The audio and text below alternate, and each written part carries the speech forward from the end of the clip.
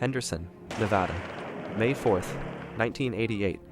To the residents of this quiet desert suburb, the morning was unremarkable. But 4 miles outside the city center, at the Pacific Engineering and Production Company, known as PEPCON, a physical impossibility was about to occur. Within the hour, the sky would turn white, and the city of Henderson would be struck by a shockwave so powerful it would be registered by seismographs in California. This was not a nuclear event. It was simply the result of a storage problem. The horror began 2 years earlier with the Space Shuttle Challenger. When the shuttle was lost in 1986, NASA grounded its fleet. But while the shuttles stayed on the Earth, the production of their fuel did not stop. PEPCON was one of only 2 facilities in the United States producing ammonium perchlorate, or AP. It is a chemical that does not burn on its own, but when added to fuel, it provides the oxygen necessary to reach the stars. Because NASA wasn't flying, the AP had nowhere to go. So, PEPCON began to stack it. Thousands of plastic drums, each holding nearly 300 pounds of oxidizer, were stacked in the desert sun. By May of 1988, 4,000 tons of potential energy sat behind a single chain-link fence. The factory had become a bomb, waiting for a trigger. The trigger was said to be human error. A repair crew was using a welding torch on a steel drying frame.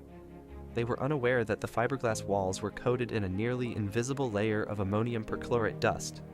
The walls didn't just catch fire, they evaporated. Within minutes, the blaze reached the plastic storage bins.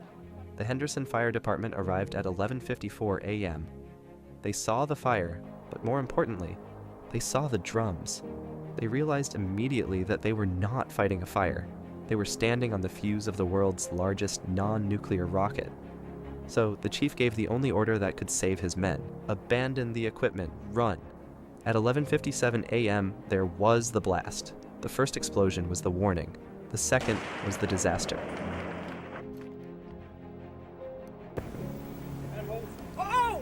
The third was the end of PEPCON.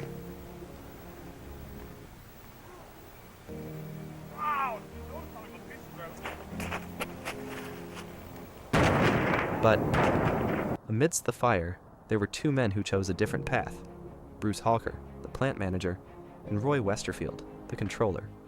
Roy was a survivor of polio. His mobility was limited. Bruce stayed by his side, using his final moments to coordinate the evacuation and warn the city. They were the only 2 who did not make it out. Because of their choice, over 75 employees escaped with their lives. The shockwave moved through Henderson like a ghost, shattering every window in a 10-mile radius. It leveled a nearby marshmallow factory. Today, the site is an office park. There is no monument to the fire, no sign of the craters. But Bruce and Roy showed us that even in a moment of clinical horror, the human spirit remains, the one element that can never be destroyed.